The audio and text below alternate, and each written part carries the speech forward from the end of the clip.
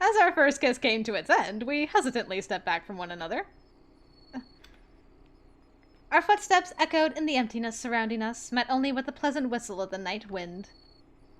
However, the silence made me feel a tad uneasy, so I searched for words to break the tension, but... As soon as I became conscious of his fingers interlocked with mine, my mind went blank. Apparently mine did too. As much as I want to savor this moment, we can't be like this forever. Guess we should probably get some sleep, but I don't think I could shut my eyes if I tried. Yeah. Okita once again turned to gaze longingly at the glittering stars above, and I followed suit. Tomorrow, I would sever my ties with my twin brother, as well as the man whom I had believed to be my father. Could I really do it? Could I stop them? Hey, Chizuru. As I heard Okita call my name, my chest felt warm and I looked at him with wide eyes. You don't have to get your kimono in a bunch. You already made up your mind, right? Well, of course. I don't know what you're thinking, but fighting's never scared me. Neither has the thought of killing someone. I nodded. I had watched Okita's prowess on the battlefield many times before now. Okita was always full of confidence, never letting his hot-headedness get the better of him in a duel. When Kondo was still alive, I didn't even have to think twice about a reason to kill someone.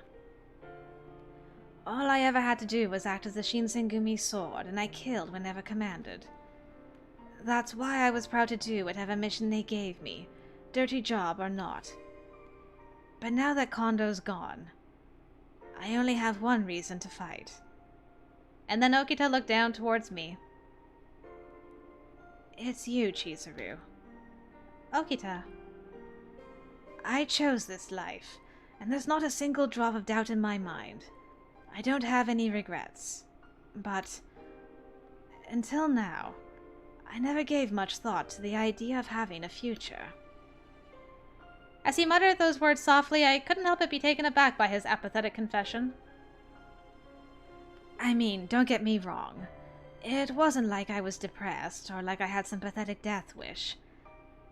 I guess I just didn't give a shit, you know. Like, it never occurred to me that living really mattered. I finally seemed to understand the hesitancy behind Okita's treatment of myself. This conflict within myself, this emerging resolve to fight for me, was an entirely new experience for him. So, the battle between us and my family is also the battle to determine a future for ourselves, yes? Which means that defeat is not an option. This is the fight for our right to stay together, forever. Okita silently nodded. Man, if you told me in the past that I'd have to fight for my life and that I'd care about it, I'd tell you to shut up. All of a sudden, I'm faced with all these questions I'd never asked myself before. What do you mean? Well, for starters, when we're done fighting, where the hell are we gonna live? Oh. He's right. We no longer had a space we could call home. If we were to search for a place to live, could Okita, as a former captain of the Shinsengumi, find a place where he could live reclusively? Aw, come on, smile for me, kid. I didn't say that to make you feel bad. Right. Sorry. Hey, Chizuru. Yes? Okita paused at first, and I sensed his mind working as I gazed into his beautiful emerald eyes. I waited intently for him to continue. But as our eyes connected, suddenly it felt as though time was suspended, and my heart pounded furiously. My cheeks became hot from blushing. Within his irises, I saw myself in a flickering twinkle of green. Why do you always act like a little girl when I talk to you? Can't you look me in the face? Don't be so mean. Mean? Haven't I always been like this? Aren't you used to it? Well, if you're gonna call me mean anyways, then how about another kiss, huh? What? His remark came from nowhere and I froze. We just kissed. So because we kissed earlier, it means we can't kiss again right now? Well... I'm asking you if you'll have me or not. That's all. So answer me. What's it gonna be? Did I really have to answer his question?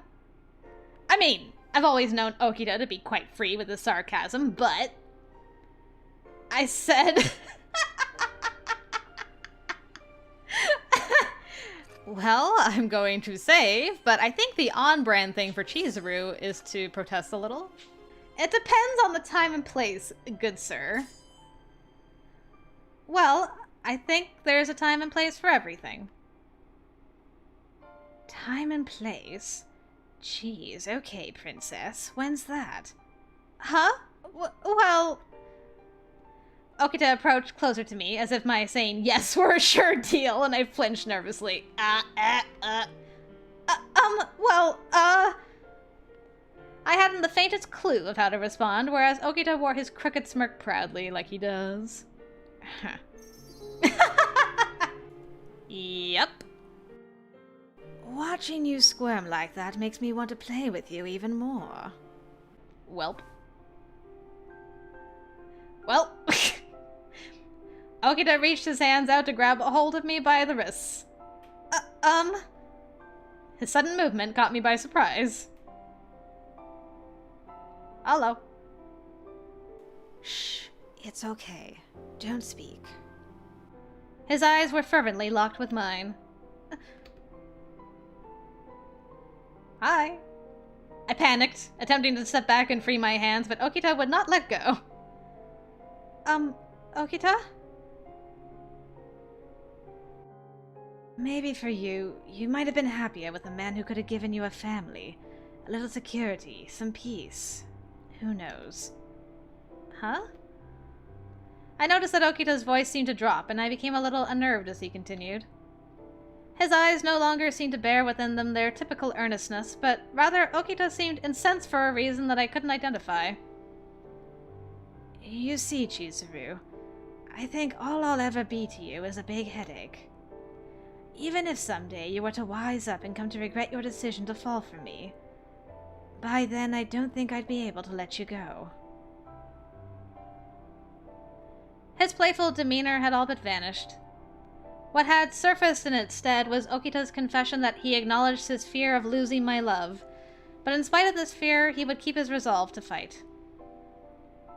The closest we'll get to living side by side might be when we're 6 feet under the ground. I can promise you that I'll fight to keep our future alive, but beyond making that promise, I don't know. His quivering mouth tickled the inside of my ear, and I could feel him mad with hot energy. No matter what, though, you're everything I want. As long as I will live, I will crave your touch. Even if that means putting you in harm's way. It's just that I can't help myself. I knew that sharing these sentiments did not come easily to Okita, and he cupped my face tightly. Okita, just as I was going to respond. Schmooch. I was interrupted by the touch of his moist lips. I won't let you say anything. I don't want you to say anything. Through the sensation of his wet, eager mouth, I could gather this is what he'd wanted to say. Our plump lips smeared against one another. The words were so good. And he pulled at a fistful of my hair, drawing me deeper into him as he bit forcefully into my lower lip. Aye, easy. This kiss was different. I could feel it in the rhythm of his muscles. Bitter and yet ever so sweet. Okita was not afraid of fighting, of dying. Even if our adversaries were members of my own family, he could swing his sword without a second thought. But even so, that he had given it any thought at all, knowing that my well-being could be at risk, meant the world to me. And his kiss had communicated to me all of the subtleties that words could not quite express. After indulging for a moment, brief as it ever was, in the intimacy of each other's lips, there seemed to be something Okita needed answered. So, the minute our lips separated, I answered him with a great deal of confidence. Go on. What a way! What an answer! Alright. Good job, Chizuru. I do not mind putting up with anything you might do to me, Okita. I will always forgive you. Even knowing that our time together could be a limited one. Easy to say that now, but I bet when I'm gone you'll sob like a baby. That may be true. But I know at least I won't have any regrets, no matter what happens from here. Jeez, you know you got some killer pickup lines. Well, you always said you would kill me, right? Now we're even. Wow, aren't you something? Okita stroked my hair tenderly, staring back into my eyes longingly as if this were a fond farewell. Perhaps the thought of our separation had hit him, and he had taken it to heart in this moment. Let's get some sleep soon. We'll need all the rest we can get to prepare for tomorrow. You're right. Crazy kids. Honestly. As we lied upon the ground, Okita spooned me, wrapping his arms under mine and nestling into my neck. Even if whatever happened tomorrow proved to be a conclusive end, it was no guarantee of a bright future. However, even keeping this in mind, Okita and I were supporting each other through and through, and we were heading for my village. Even in the face of death, or any hardships conjured under the vengeful eye of my brother, as long as Okita was beside me, I am not afraid of anything. My unwavering resolve made me stronger.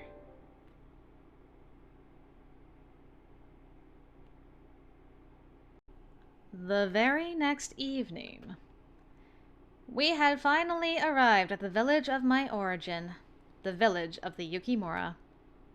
Within it were the people who had been awaiting my return for quite some time. Hello. Welcome home, Chizuru. It has been a long time, my child. I never would have imagined that our reunion would take place in this, of all places. Father. A wave of nostalgia washed over me from seeing my father for the first time in 5 years. However, I was no longer the clueless girl I used to be, and I hadn't found myself rushing up to him happily. I assume that your arrival means you've come with an answer to my proposition, so... what say you? Are you going to join us?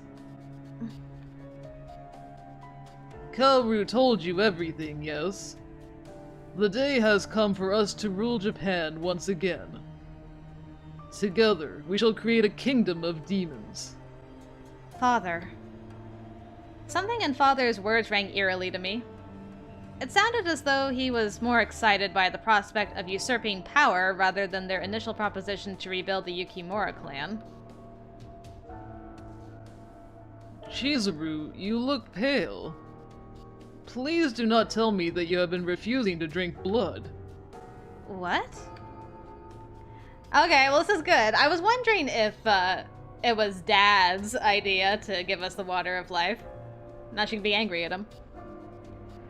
I am sure you are aware, my child, but your body has been reinvigorated thanks to the properties of the water of life. However, it is imperative that you consume blood or your sanity will diminish with haste.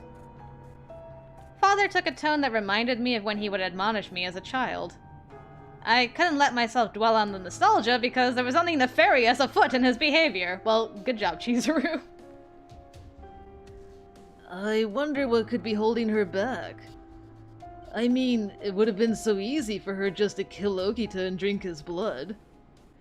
Too right you are. Listen to your brother, my child. We can produce more Furies in no time at all. After Okita listened to them speak, he began to bark with laughter before turning to ask something of me. What a weird reunion this is. Chizuru, what do you want to do? If it's for your sake, I'll give you however much blood you could want. All you could eat. I will not give up, not until the very end. I made a vow to you, remember? We were either going to break the curse of the water of life together or not at all. Losing Okita, more than any mere serum could, would undo my sanity and give me no reason to live. You're goddamn right. You aren't the type of woman to fall for such a ridiculously stupid suggestion. Thank you. Dad actually looks worried for a change, I mean. Chizuru, don't tell me. Kaoru glared back at me with cold eyes, refusing to speak lest he unleash his anger. If I were to guess, he was anticipating my answer even before I had said it aloud. I confidently faced him and father and stood tall. I cannot join the two of you. Kaoru let out a deep sigh. Good grief, Chizuru. Seriously. You're that willing to throw everything away. Your twin brother, your village, and your father. All that for him? You are a real bitch. I mean, Okita is merely a human. And not only will his disease kill him soon, but his mind will shatter from the water of life. Kaoru, don't you dare speak ill of Okita. I couldn't stand to stay silent as Kaoru shamelessly slandered Okita in front of me. There was a slight hesitation before saying this aloud before father and Kaoru, but... Alright, she's just gonna say it. I love Okita. That does not mean that either of you mean nothing to me. But Okita has a special place in my heart. If I were to commit to this relationship, then it meant I needed to separate myself from my family. I want to spend my life with Okita. I have no desire for an army of furies or a demon kingdom. I have no desire to carve a life that comes at the expense of hurting others. So are you implying that our actions are unjust? That we have no claim to what we propose? My parents were murdered, my village was burned to the ground, and I have faced retribution at the hands of other demons all because I was not a female. And you're telling me that I'm wrong for seeking justice against those who've stripped me of everything? You are asking me to continue living my life in shame and fear, in desolate oppression?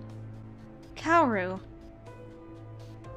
If only Kaoru had found someone who mattered to him like Okita mattered to me. This was all I could think of to soothe his rage. But, like all things, I suppose, this was only a naive wish. Even so, there was no way to convince myself that Kaoru was just in his reasoning. Kaoru, of course, continued his tirade. I will never allow you to live your happy, ignorant life as if nothing happened here. It seemed as though we became the targets of Kaoru's ire, shocked Pikachu face.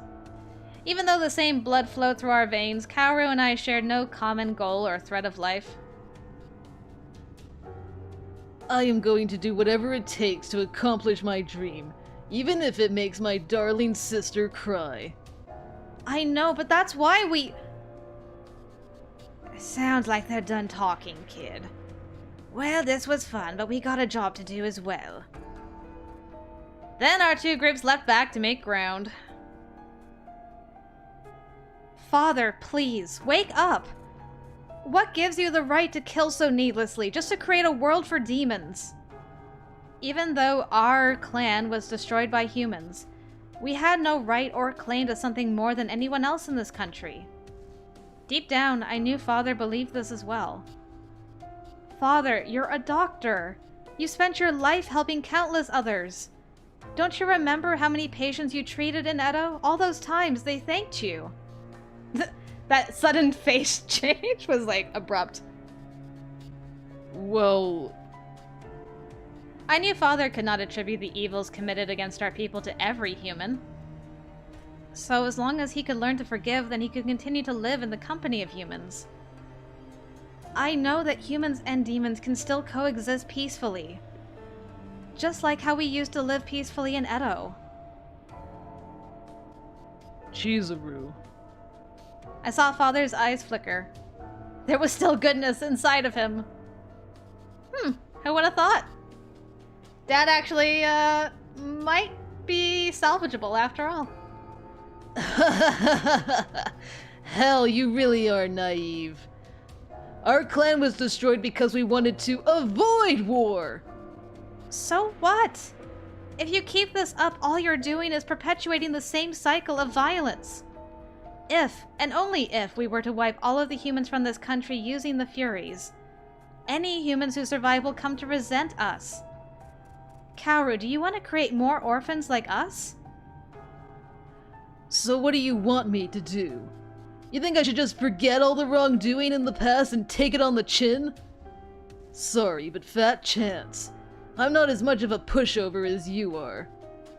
I've told you before, those with the power to do great things are seldom given the opportunity at the hands of their rivals.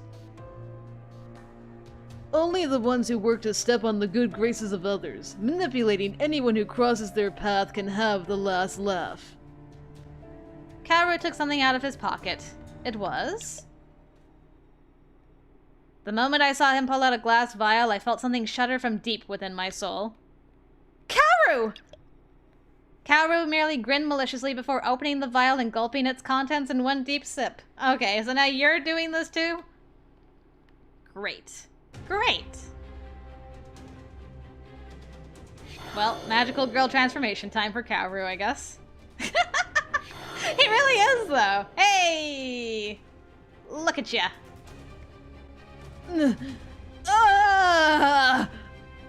He clutched madly at his throat.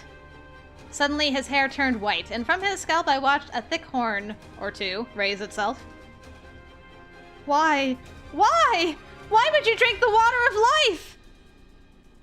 Only something so potent as this can possibly awaken the demonic powers residing inside of me. You know, it wasn't that difficult to do. It was an experiment, my dear sister. What? Kaoru willingly drank the water of life just to obtain more power? Was that it? The wielder of the Kodachi Daitsuren, which is nearly identical to the protagonist. How could he be so unaware of the path to which he was now fully committed? I know just how strong Okita is. But this is not a duel that I can afford to lose. If I die here, then it'll mean everything I have worked so hard to achieve would go to waste! Kaoru clasped his hand around his katana's hilt, drawing it in one swift movement. In return, Okita unsheathed his gift from Kondo. Look, man, I get it. Losing for you means your sister, everyone who bullied or abandoned you, and everyone who's ever stepped on your foot would be vindicated. Until I met Kondo, I lived a lot like you do. Always had something stuck up my ass. Which is even more reason for me to make sure that she doesn't suffer. My life is hers. That means I can't afford to lose either. Surely you understand. Okita. My heart fluttered as the sound of Okita's dedication played repeatedly in my head. It was a sentiment that I shared with him. Welp, that's a scary face. Enough! I'm tired of dealing with you morons! Kaoru growled angrily, throwing himself at Okita. Each clash of their blades produced bright sparks. Becoming a Fury must have increased his strength to an unfathomable degree. Both his speed and the force of his strikes came with an increased velocity, and Kaoru swung madly at Okita. Grah! Okita, however, was able to dodge each of Kaoru's advances with ease, and he put distance between them. Even if you kill me here, it's not like you'll be very far behind me. You know using your Fury power saps away at your lifespan, right? I mean, you've already got a short lifespan as it is. I wonder how many minutes you've got left.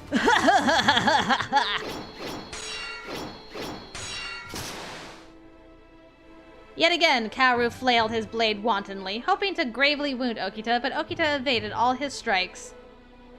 I know. So if I don't have much time left, there's no way I'm using it all on you right now. The electrifying rhythm of their fiercely contested battle made it difficult to keep up. Tension made the air thick with rotten despair. Ugh! Here's one more attack and it'll be done. I no longer have the luxury of wasting time with a dead man walking. Bring it on, fucker. Damn. That transition. Both of them kicked at the ground at the same time. Whoa. In the space of a flash, each combatant struck the other. Oh no! Okita was struck in his bicep and blood flowed freely from the wound, spilling onto the ground below. This did little to stop Okita, however, and he returned the favor by slicing the middle of Kaoru's abdomen. Gah! Kaoru's body was scarred by Okita's well-aimed strike. A strange and disconcerting sight, indeed. Good grief, this fight. As we had expected, this fight was life or death. Rather than waiting for their injuries to heal, both men exuded a fiery resolve to see their opponent hacked into pieces until he no longer resembled anything human. Eventually... This match, as I see it, is over. Kaoru looked capable of fighting, if just a bit more. But Okita appeared to have exhausted every last bit of energy he had left as he could barely stand. Farewell, Okita. The least I can do for you is to give you a quick, painless death. Then Kaoru raised his bloody sword when... Kaoru, don't! I refused to stay quiet, and I screamed out to Kaoru in hopes of stopping him. There's no more need to fight! Do you plan on doing this forever? Neither Okita nor I want to kill you. All we want is to cease the senseless fighting and to find a cure for the water of life. Shut up! Do you want to die before Okita does? After shrieking at me, Kaoru began to charge towards me. I had to find a way out of his path. His fury-enhanced speed was beyond comprehension, and I had no chance to escape. Kaoru, wait! Okita tried hopelessly to run right behind Kaoru, but... by then, Kaoru was practically arm's length from me. Then... Aw, Dad. Just as I had embraced the thought of death, a body had flung itself frantically in front of me. I can't believe we actually got through to Dad, and he sacrificed himself for us. I can't believe it. Dad! Ah! A very familiar voice screamed right within earshot. Father? Father, the man who had raised me since I was a young girl, sacrificed his body, which was punctured brutally by Kaoru's sword. Father, you protected me. He said nothing. All he offered in response was the same stern expression I'd seen and known my entire life. You bastard! How dare you get in my way! Kaoru, on the other hand, seemed merely inconvenienced as he kicked his foot against Father's body to extract his sword. As Father's body slowly descended towards the ground, I reached my arms to keep him upright. And then... I guess there are some people in this world who just can't be saved. By the way, I may have held a grudge or two in my time, but I've never met anyone I've wanted to kill more than you, Pipsqueak. In the very next moment. Go, Boo! Kya! Okita drove his blade directly into Kaoru's heart with ruthless conviction. And with that, Kaoru's body dropped to the cold ground. Man, what a turn of events that was! Sheesh! His eyes were empty, and as his limbs sprawled across the dirt, he looked incapable of standing. Can't be saved, huh? Whatever. I've never given a damn about salvation in my entire life. Kaoru gazed lifelessly into the distance, letting out a pained exhale. And then quietly, he shut his eyes, for his life was over. Kaoru. Although I believed I had been prepared to see this. Watching it unfold before my very eyes was far more difficult than I could bear to stomach. Sorrow found its place inside my heart, as if a piece of me had died alongside Kaoru. At the end, we were unable to come together. If only I could have known more about him. This regret would come to haunt me, I imagined, and I gritted my teeth as the reality took shape in my mind. Luckily, I had Okita to comfort me. Oh, He's changed back. Chizuru. Okita called out to me, and I turned around. How you doing, Boo? Chizuru, are you there, child? Father, whose skin was as pale as a porcelain doll, also called out to me. Aww. Go, say something to him. My fear was that as soon as I would speak, I would begin to cry uncontrollably, but somehow I fought back the tide of tears and I answered him. Yes, Father, I am here. I see. Father's brows widened in relief. Forgive me, for you were so near, and yet I cannot see your face. Without saying anything, I took a hold of Father's hand. It was icy to the touch. He must have lost a significant amount of blood by now. His condition was critical enough that even if he were to receive medical attention, it would be too late. Chizuru, I must tell you something. Father, you are only going to tire yourself. Please, you don't need to strain yourself by talking. No, I will not make it out of this anyways. Forget about me. This land contains a spring of pure water capable of reducing the water of life's effects. What? If you can harness it and use its power, maybe it can be used as an antidote for the water of life.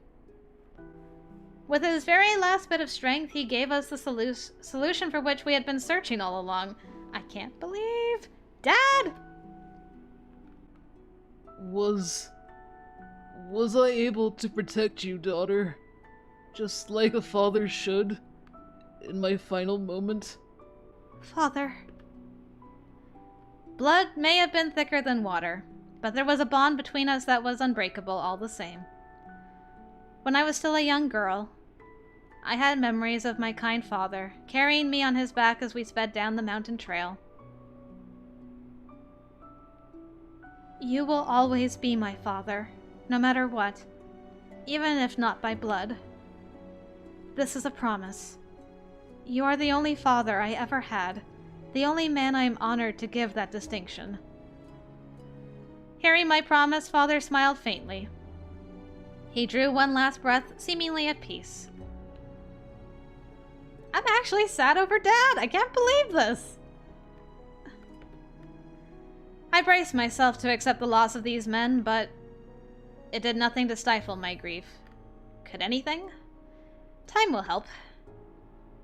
Kaoru, my estranged twin brother who died before either of us could get to know the other. Father, who always seemed to wish the best for me, even until his dying breath. These lamentable thoughts swirled tirelessly. Both of them were surely men that would impact my life for as long as I live. My promise to them, if I could, would be to preserve their memory. I will not let them go forgotten. Then, Okita softly put his hand on my shoulder. He tenderly ran his fingers along the length of my scalp before patting me like he would a child. Crying's all right, Chizuru. Okita. In the next moment, Okita wrapped his arms around my fragile frame, embracing me tightly. His body served as a conduit, through which my inner frustrations were channeled and brought to the surface. Okita! Okita! Despite my relief in seeing Okita safe, having it come at the expense of my family gave me heartache. Would I ever be able to shake this remorse? In spite of my best efforts, I started bawling madly. You did great today. You really kick ass, kid. When it comes to strength of the heart, rather than the sword, you've got me beaten by a long shot. His method of comforting me was what one would likely expect when speaking with a child, but he still knew how to tell me what I needed to hear most. The fact alone that he wouldn't hold back the truth from me made my love for him burn even hotter, and my tears streamed without restraint. Thanks, Boo.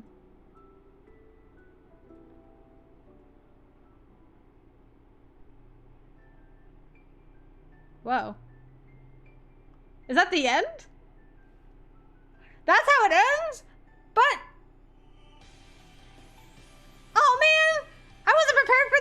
happening? Wait! Hold on! But, what did you guys do? Did you find the spring? Did you live your life? Where did you live? What did you do? Wait! That was so abrupt, though. I needed like a little bit of a wind down. Guys!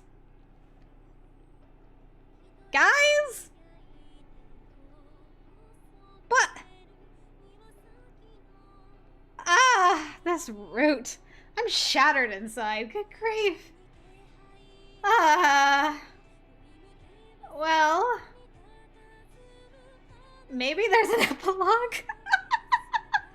Give me something. Just like, I don't know. You guys looking at the sunset. Or sunrise, actually. Because you're both Furies right now. Just give me some hope that you guys got a normal life together. Come on. Don't leave me in expectation. Guys. I can't. It was such an emotional, sad ending. And then I was just like, ah. Cue the music, I guess. Sheesh, I need some water. I need a moment.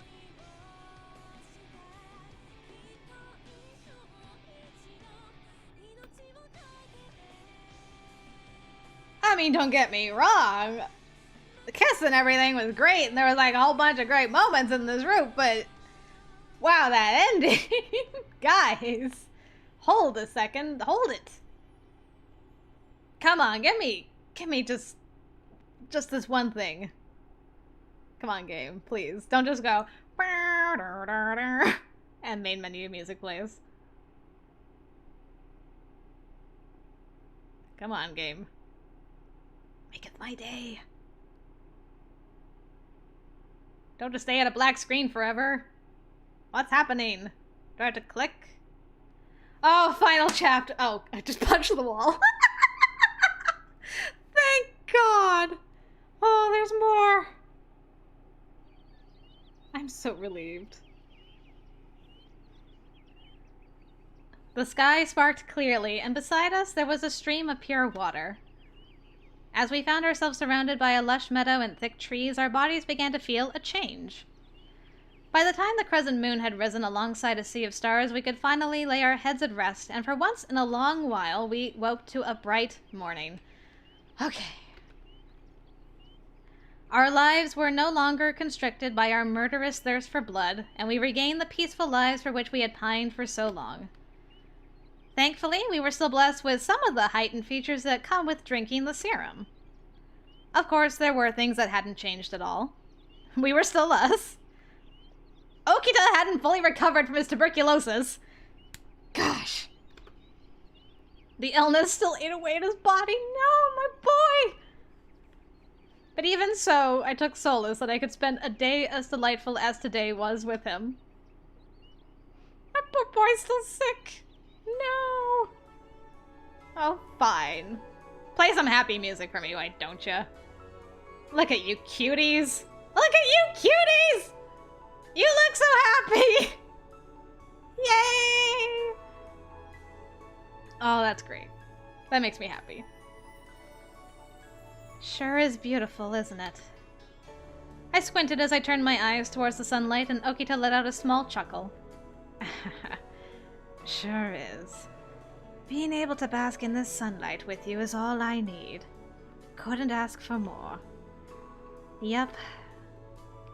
Sunlight, which had previously served as a painful curse to Furies, no longer burned our skin.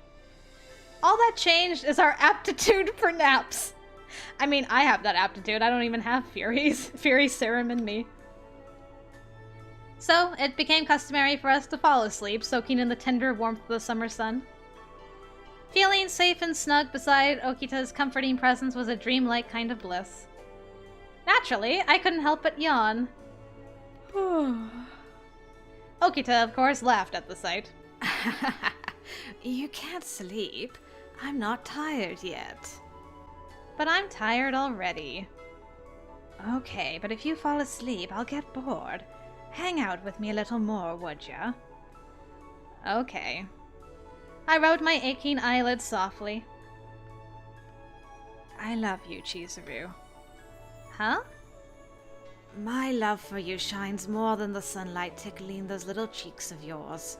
No one else compares. Okita reached out to grab me into a tight hug, and he muttered this softly into my ear. As the sensation of his breath tingled my earlobe, suddenly I felt my cheeks blush hotly. That's not fair. What's not fair? I'm just telling you the truth. His fondness for poking fun at me was something he'd likely never let go of for as long as we were together. Thank goodness. Cheese. At first, my expression was pouty, but I couldn't help from bursting into laughter. Perhaps it was because, for once, we could savor this moment without worry. So, how about you? You love me too, right? His question was hushed, as if he were telling me an intimate secret. Then he gazed deeply into my eyes. Well, yes. What? I don't want to hear yes. I want to hear you say it yourself. Okita was grinning impishly, but I took it to mean he was eager to hear my words of affection. Every time he asked me for my feelings, he demanded an immediate answer. He valued my opinion, and he craved my validation. Knowing this to be the case, I felt compelled to give him as honest of an answer as I could. Oh, good, she says his first name. Thank you, I needed that too. I love you, Souji. More than anything. I saw Okita's face beam with excitement. Watching his cheeks puff happily made me blush harder. Gotcha. Thanks, Chizuru. He wrapped his long, slender fingers around mine. However, he was grasping it more tightly than usual, leading me to wonder. Souji? Don't you ever forget. Seeing that goofy smile on your face is what I cherish most. His words were like honey, soft and gooey, but sweet all the same. I'll do whatever it takes so that you'll never feel lonely again. So, please. I inched closer to him, anxious about letting any amount of space between us go unfilled. Okita seemed a tad nervous about our future. I, too, was nervous about what the future could hold for the two of us. I'm going to be okay. I held his hand delicately in mine. You complete me, Souji. Because of him, everything that had happened these past years was worth it. I was able to fall in love. You bring me a joy I never knew existed. I don't think I'd feel lonely if I tried. His sad, emotional eyes thinned and he squeezed a smirk from his lips. After a moment, he wrapped his arms, pulling me in closer to his large, muscular frame. From the bottom of my heart, I love you. He spoke as if uttering a vow. Trust me. Even if one day they tear me away from you, my heart belongs to you eternally. His emerald eyes twinkled as he smiled. Then he shut his eyes. His embrace loosened, if only slightly, and he let out a small sigh. I swear, if you fell asleep before me when you told me to stay awake with you. What a butt. Souji? At first, no answer. I suppose he'd spent enough energy making his feelings for me known, and he dozed off. Or perhaps the sun's warmth made a nap quite the proposition. You just said you weren't tired. What was I going to do with him? But I put my lips right beside his ear. I feel the same way about you, too. Whatever he had been dreaming must have been a pleasant one as his lips curled into a smile. Even if one day they'd tear me away from you. I mouthed his words slowly, letting them seep into my heart. My heart belongs to you. Eternally. May this warmth live forever. May his arms forever find comfort in my embrace. I whispered these prayers softly to myself and I shut my eyes in concentration.